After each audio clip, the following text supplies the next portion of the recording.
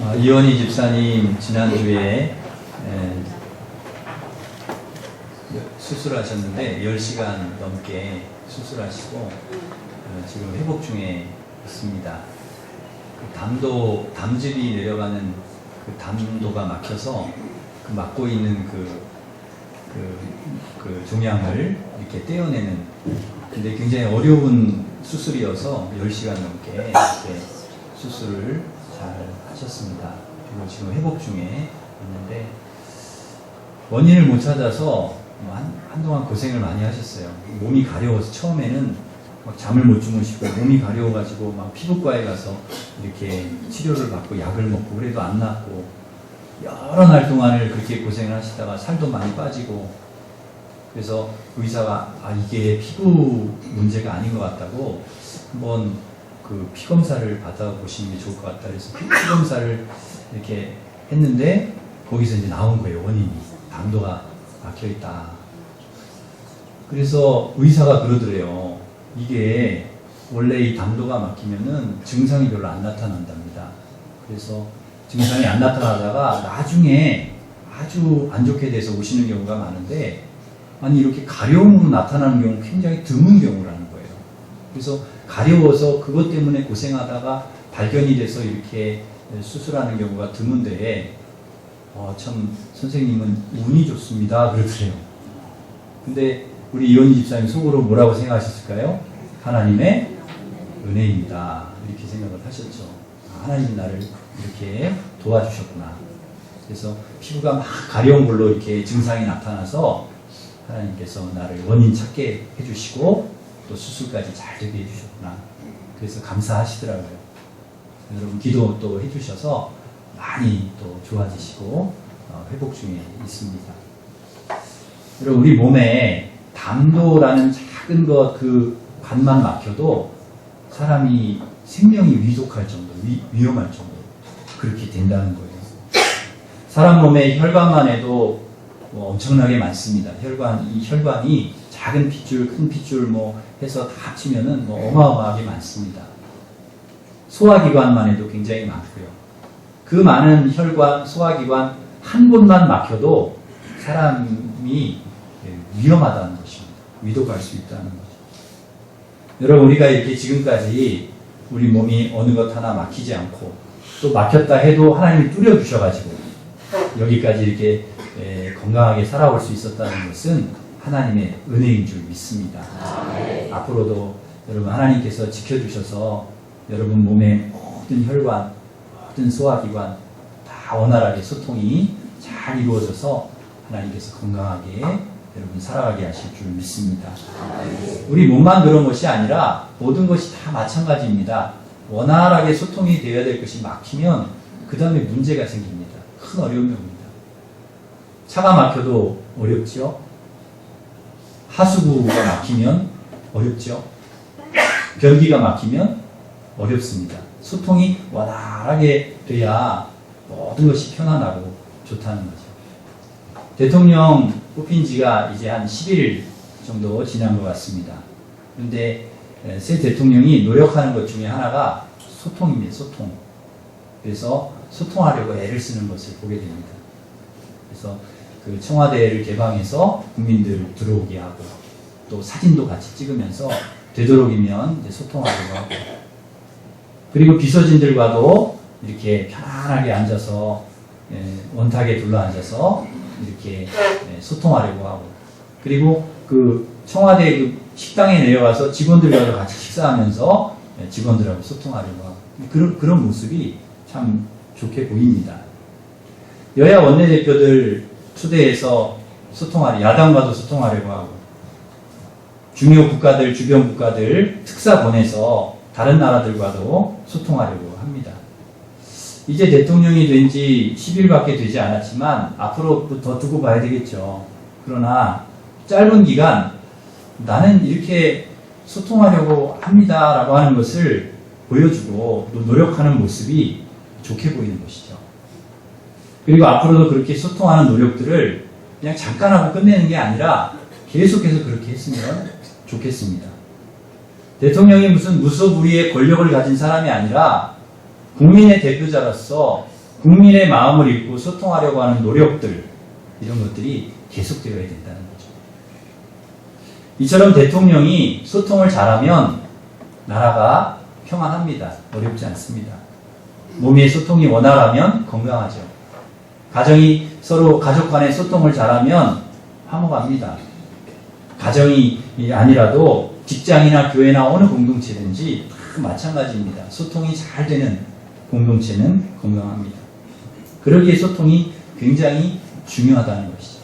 우리 그리스도인들도 마찬가지입니다. 우리 개개인으로 보면 우리도 마찬가지죠. 오늘 본문 말씀의 5절에 보면 예수님은 포도나무고 우리는 가지라고 말씀하십니다. 그가 내 안에 내가 그 안에 거하면, 그가 내 안에 내가 그 안에, 이게 무슨 말씀입니까? 주님이 우리 안에 우리가 주님 안에, 이게 뭡니까? 소통이죠. 소통입니다. 주님이 내 안에 내가 주님 안에, 주님과 나와 단절되어 있는 것이 아니라 연결되어 있습니다. 그래서 포도나무에 붙어있는 가지처럼 주님이 내 안에 내가 주님 안에 있는 상태, 이것이 바로 주님과 영적으로 소통하는 관계라는 거예요. 불통이 아니라 소통. 이렇게 주님과 소통이 이루어지면 어떻게 된다고 말씀하고 있습니까? 5절에 보면 열매를 많이 맺나니. 그러니까 하나님과 우리가 소통이 잘 이루어지잖아요. 하나님과 영적으로 우리가 소통이 잘 돼요. 주님이 내 안에 내가 주님 안에 계속해서 이렇게 영적인 소통이 이루어져요. 그러면 열매를 맺는다는 거예요. 열매를 그냥 맺는 것도 아니고 많이 맺는다는 거예요. 그 다음에 7절에 보시면 무엇이든지 원하는 대로 구하라. 그리하면 이루어진다. 주님과 소통이 잘 되면 응답을 받는, 기도 응답. 그 다음에 8절에 보시면 내 아버지께서 영광을 받으실 것이요 너희는 내 제자가 되리라. 우리가 주님의 제자로서 하나님과 영광 돌리는 삶을 살게 하신다는 것입니다. 우리가 누구와 소통하면요? 하나님과 소통을 잘하면 이러한 일들이 우리 삶 속에 이렇게 일어난다는 거예요.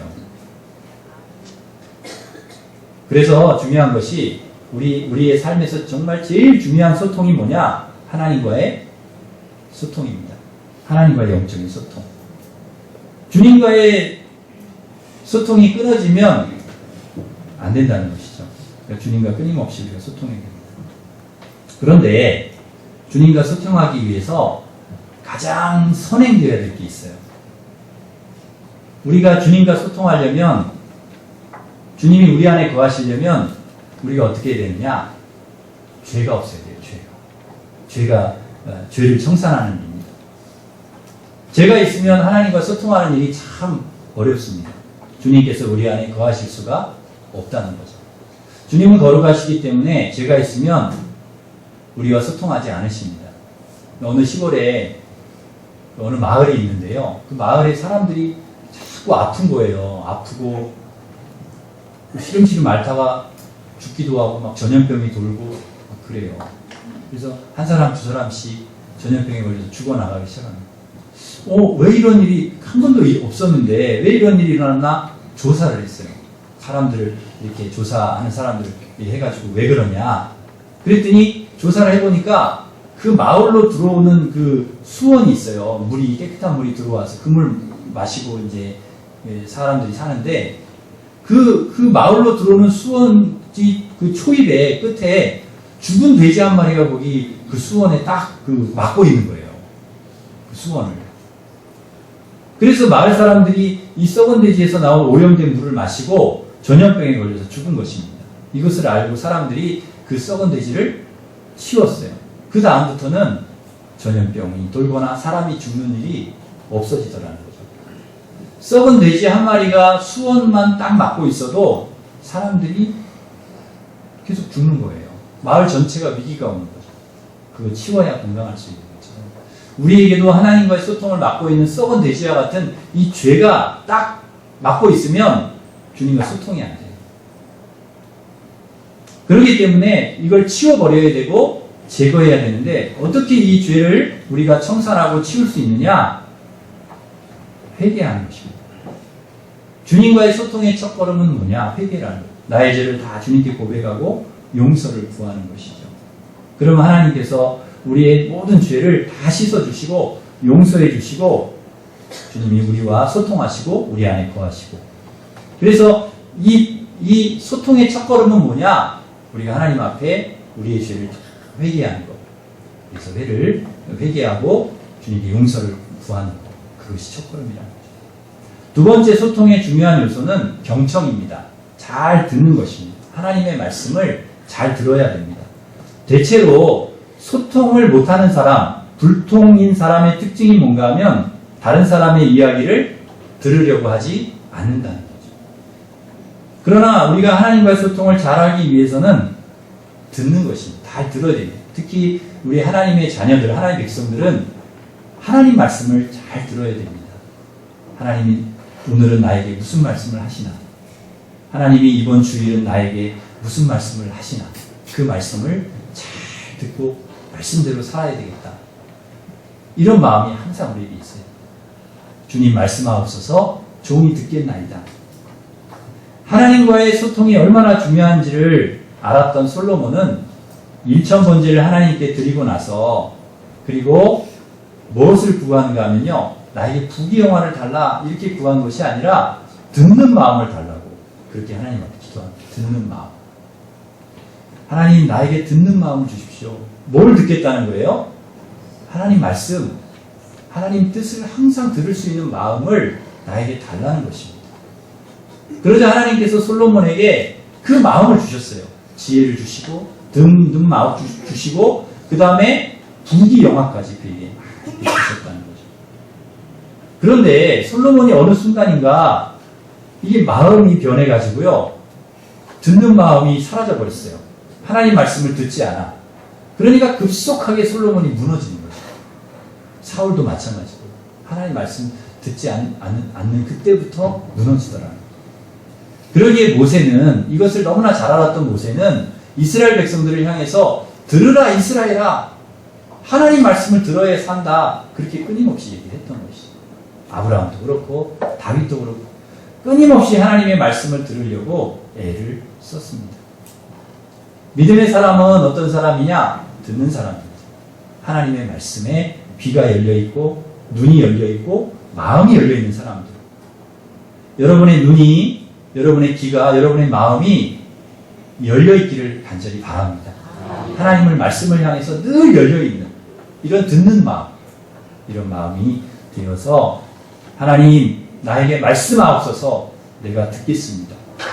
그 자세로 늘 살아가시기를 간절히 바랍니다. 또 소통하는 사람들, 하나님과 소통하는 사람들은 듣기도 잘하지만 말하기도 잘합니다.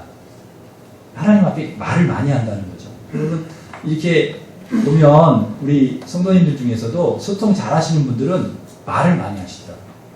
이야기를 많이 하시죠. 우리 믿음의 사람들도 하나님께 이야기를 많이 해야 됩니다.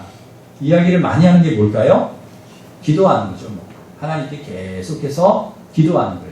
나의 형편과 나의 사정과 나의 어려운 일들을 주님께 계속 아뢰는 거예요. 하나님 잘못한 일 있으면 하나님 내가 이거 잘못했습니다. 그리고 어려운 일 있으면 하나님 이렇게 어렵습니다. 하나님 도와주세요. 은혜를 내게 내려주세요. 그리고 계속 내가 건강 때문에 혹은 가족 때문에 자녀들 때문에 물질 때문에 사업 때문에 이렇게 어렵습니다. 인간관계 때문에 어려워요. 하나님 도와주십시오.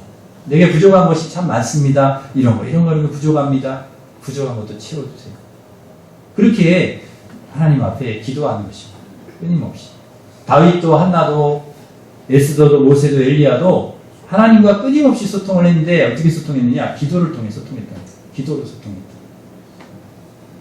사랑하는 성도 여러분, 우리가 하나님의 말씀을 또 계속 들어야 되지만 또 여러분이 하나님 앞에 끊임없이 여러분의 형편과 사정을 아뢰고 또 하나님께 도우심을 구하시기를 바랍니다. 그래서 소통을 하시라는 거죠. 회개를 통해서 하나님과 막혀있는 것을 뚫고 말씀과 기도로 하나님과 늘 소통하는 우리 성도들 되시기를 바랍니다. 하나님과 소통하는 사람은 누구와도 소통을 잘할까요? 사람과도 소통을 잘합니다. 그러니까 하나님과 소통을 잘하는 사람, 사람과도 소통을 잘한다. 주님과 소통하면 주님의 좋은 것이 우리에게 흘러들어옵니다. 주님의 사랑도 들어오고 주님의 은혜도 흘러들어오고 주님의 인격이 들어오고 주님의 마음이 흘러들어오기 때문에 이런 좋은 건강한 마음, 건강한 영적인 상태, 좋은 사람이 되어서 다른 사람과 관계를 잘한다는, 소통을 잘한다는 거죠. 주님이 내 안에, 내가 주님 안에 소통을 하면 겸손한 마음이 우리 안에 들어옵니다. 나보다 남을 낮게 여깁니다. 긍휼의 마음, 불쌍히 여기는 마음, 용서의 마음, 사랑의 마음, 넓고 따뜻한 마음, 다른 사람을 이해할 수 있는 마음이 우리 안에 자리를 잡는 것입니다. 그래서 다른 사람과 소통을 잘하는 거예요. 특히 나와 다른 것에 대해서 넓은 마음으로 이해를 합니다. 인정을 한다는 것이죠. 나와 다르니까 틀렸어. 이게 아니라 나와 다르구나. 이분이 나와 다르구나. 이분도 나와 다르구나. 인정하는 거죠. 하나님께서 참 사람들을 다양하게 만드셨습니다. 야, 하나님 이렇게 사람을 이렇게 해도 만드시는구나. 참 다르게 만드셨어요. 생각하는 것, 보는 것, 먹는 것, 취미, 취향, 좋아하는 것, 성격 다 다릅니다. 너무너무 다르죠. 그러므로 우리가 사람을 대할 때 우리의 기준으로 대하는 게 아니라 하나님의 다양한, 하나님이 만드신 다양성을 인정하면서 그 기준을 가지고 바라볼 수 있어요. 내 관점이 아니라 하나님의 관점. 내 생각이 아니라 하나님의 말씀으로 다른 사람 볼 수 있어야 한다는 것이죠. 그럴 때 소통이 원만하게 이루어질 수 있습니다. 저도 새 아이를 키우는데요. 새 아이가 다 달라요. 야, 한 형제인데 어쩌면 이렇게 다를까? 너무너무 달라요. 다르니까 잘 싸우더라고요. 그러니까 서로 싸워요. 큰애, 둘째, 둘째, 셋째가 이렇게 싸워요.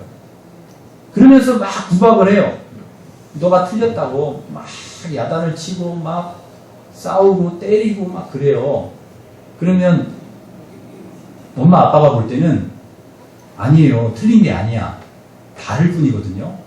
큰애와 둘째, 셋째가 좀 달라. 그래서 그런 거지 틀린 게 아니에요. 근데 자기들끼리는 틀렸다는 거예요. 엄마 아빠가 볼 때는 틀린 게 아니고 다른 거예요. 그러니까 그 보는 관점이 틀린 거죠. 그래서 이야기를 해줍니다. 야, 혜윤아, 오빠는 너랑 다른 거야. 혜빈아, 너 동생은 너랑 달라서 그래. 틀린 건 아니야. 하나님이 그렇게 만들어 주셨어. 동생이 그렇게 만들어 주셨어. 오빠를 그렇게 만들어 주셨어. 그래도 애들이 이해를 잘 못해요. 왜 저렇게 만들어 주셨냐는 거예요. 왜 저렇게 만들으셨냐. 이해를 못하죠. 틀린 것이 아니라 다른 것이다. 이 인정하는 것이 참 중요하다는 것이죠. 물론 죄나 불이나 부정직한 것이나 부정한 것은 틀린 거예요. 그거 다른 게 아니에요. 틀린 거예요. 그것은 우리가 인정할 필요가 없습니다.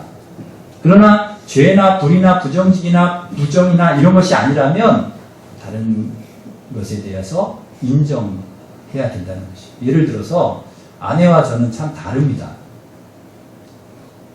물론 비슷한 것도 있지만 다른 것이 참 많습니다. 저는 밥을 좋아하는데 아내는 반찬을 좋아하고요. 저는 국물을 좋아하는데 건더기를 좋아합니다. 저는 고기를 좋아하는데 아내는 야채 같은 걸 좋아해요. 저는 단 것, 달달한 것을 좋아하는데 아내는 단 것을 싫어합니다. 그래서 간혹 같이 마트에 가면은 저는 과자 코너로 이렇게 그냥 갑니다. 과자나 음료수 코너로 이렇게 막 가요. 그냥 몸이 그냥 가. 아이스크림 있는 데로 그냥 가요. 자동으로 그냥 가는 거예요. 그러면은 제 아내가 제 팔을 딱 잡습니다. 가지 말라는 거죠, 거기. 그리고 막 끌어요. 다른 곳으로 가요. 단 것을 워낙 좋아하니까 걱정을 하는 거죠. 저희 어머니가 반찬을 좀 달게 하시거든요. 뭐니 해도 음식은 달아야 돼. 그러면서 설탕을 막 넣으시더라고요. 설탕을. 그러니까 거기에 제가 길들여져 있으니까 당연히 이제 단 걸 좋아하는데, 근데 결혼해서 아내가 차려주는 밥을 제가 먹었는데 하나도 안 달아요. 음식이 하나도 안 달아. 그래서 처음에는 아무 말 안 하고 먹었어요. 맛있다고. 아이, 맛있다고. 그런데 좀 시간이 지나니까 이거 안 되겠더라고요. 그래서 제가 얘기를 했어요. 여보, 좀 설탕을 좀 넣으면 안 될까? 그랬더니 또 이분이 음식에 대해서 상당히 고집이 있으시더라고요. 안 된다는 거예요. 음식에 단 거 넣으면. 절대로 타협이 안 되는 거예요. 음식만큼은 달게 먹으면 안 돼. 안 된다는 거예요. 내가 해주는 대로 드시라는 거예요. 내가 해주는 대로. 그러니까 뭐 할 말이 없죠. 뭐. 해주시는 대로 내가 먹어야지. 먹는 사람 이렇게 해라 저렇게 하라 그러면 안 되잖아요. 그래서 제가 아내 의 입맛을 맞추기로 했어요. 뭐 안 된다니까 뭐 그것 때문에 싸울 필요가 없잖아요.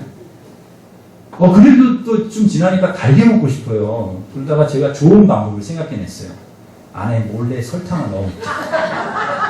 아내 몰래 눈치 못 채게. 아내가 한입할 때, 이제 부엌에서 바쁠 때. 그래서 제가 설탕을 미리 딱 준비를 했습니다. 그리고 딱 손에 딱 안 보이게 딱 쥐고 있다가 김치찌개를 딱 끓였어요. 큰 김치찌개 제가 덜잖아요. 제 거 그릇에 딱 넣고 안 볼 때 이제 설탕을 넣어서 이게 맛있더라고요. 그러다가 걸렸습니다. 계속 했으면 먹었을 텐데 그거 먹으면 되겠냐. 그래가지고 그 다음부터는 절대로 설탕을 넣어 먹지 않아요. 지금 주는 대로 먹어요. 결혼하고 처음에만 그랬다는 거예요. 처음에. 지금도 제가 20년 동안 설탕 넣어 먹냐? 그게 아니라는 거예요. 처음에만 좀 그랬다. 제가 적응을 했습니다. 지금 아내가 주는 반찬이 훨씬 맛있고요. 좋습니다.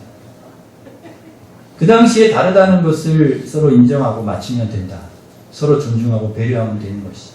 아내가 못하는 것이 있으면 내가 하면 되고, 내가 못하는 거 있으면 아내가 하면 되고, 둘 다 못하면 안 하면 되고, 서로 그렇게 보완해서 살라고 부부로 맺어주신 것이지, 전부 내 뜻대로 해야 돼, 전부 내 마음대로 해야 돼. 그게 부부가 아니잖아요. 주종관계지. 종이나 하는 거죠. 그러기에 진정한 소통은 서로의 다름을 인정하고 배려하고 존중하는 그런 것에서부터 시작이 됩니다. 사랑하는 성도 여러분, 다름을 인정하고 배려하고 존중해서 부부간에 잘 소통을 이루어 가시기를 바랍니다. 오늘이 무슨 날인지 아십니까? 네, 오늘 부부의 날입니다. 네, 5월 21일. 5월 20일이 왜 부부의 날이냐? 둘이 하나가 되라. 그래가지고 부부의 날이라고 합니다. 여러분, 오늘이 굉장히 의미 있는 날이더라고요. 그래서 제가 이 말씀을 준비하면서 여러분, 부부에게 가장 중요한 게 뭘까요? 소통입니다. 소통. 네, 불통이 되면 부부 행복하지 않습니다. 네, 서로 상대방에 대해서 존중하고 배려하고 인정하고 그리고 다름을 인정하고 따뜻하게 말 한마디 하더라도 여러분 오늘 부부가 오셨으면 엄청 잘 오신 거죠. 네, 그렇게 서로를 배려하는 그렇게 소통을 잘 이루어 가시기를 간절히 바랍니다. 또 하나 사람의 소통에서 중요한 것은 상대방을 이해하려는 마음입니다. 나의 기준에서 다른 사람을 판단하는 것이 아니라 상대방의 입장에서 이해하려는 마음. 이게 진정한 소통이라는 거죠. 때론 누군가가 나는 이해할 수 없는데 이해할 수 없는 행동을 할 때가 있습니다. 상식에서 벗어난 일을 할 때가 있어요. 그렇더라도 그럴 만한 사연이 있겠지라고 생각을 하는 것이죠. 향유 옥합을 가지고 와서 예수님 발에 팍 깨가지고 그걸 부었어요. 이해가 안 됩니다. 거기에 있는 많은 사람들이 너 그 비싼 걸 왜 허비하지? 이해할 수 없는 행동을 왜 해? 라고 했을 때 예수님만은 그 일을 이해해 주셨습니다. 왜 그렇게 하는지. 그가 너무나 은혜를 받았기 때문에 너무 하나님의 크신 사랑을 입었기 때문에 충분히 그러고도 남을 수 있어 이해를 해 주시는 거죠. 제자들이 이삭을 잘라가지고 그걸 비벼서 막 먹었습니다. 바리새인들이 쟤네들이 못된 짓을 한다고 막 그랬을 때 이해 못할 때 예수님은 이해해 주셨습니다. 제자들 배고파서 그래. 다윗도 배고플 때 그 진설병 먹었지 않느냐 이해를 해주시는 거예요. 충분히 그럴 수 있어.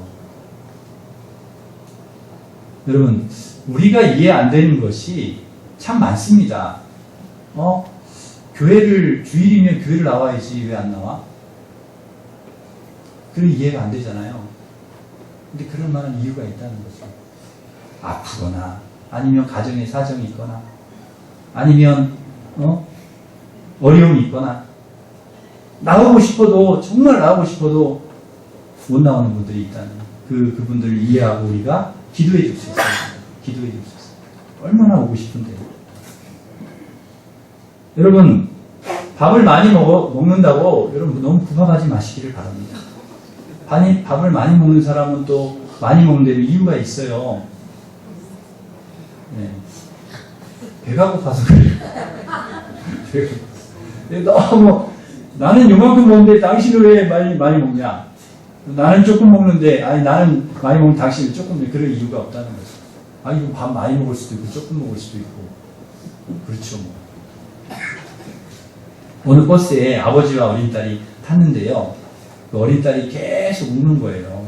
아버지가 그 어린 딸을 이렇게 야단치지도 않고 달리지도 않고 그냥 멍하니 창밖만 바라보는 거예요. 창밖만 바라보는 거예요.